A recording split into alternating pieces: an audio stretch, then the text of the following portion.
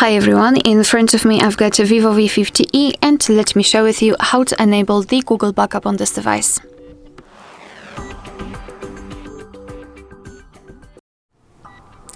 So let's begin with opening the settings, and here in this general list we have to scroll down to the very bottom to find system management. Then let's tap on backup and restore and tap on backup data. Let's tap on next and tap on add account. If you've got your Google account added to the device, then you will be able to choose it from the list. If not, you have to tap on add account.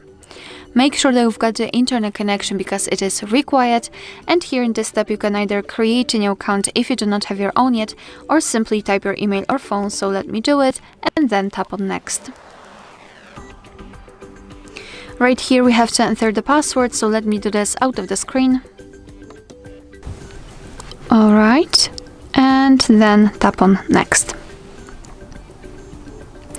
So here we have to decide who will be using this device, so just mark the option and then tap on next. Google Terms of Service and Privacy Policy, you can tap on them to learn more and tap on I agree after reading. Here we can decide what kind of data we'd like to back up, so photos and videos or other device data.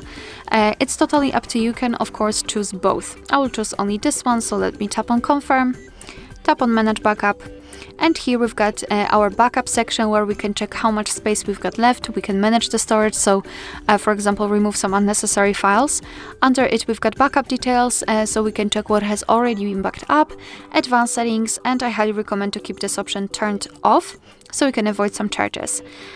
So to finish everything, simply tap on backup now, and basically that's all. Your device is backing up the data.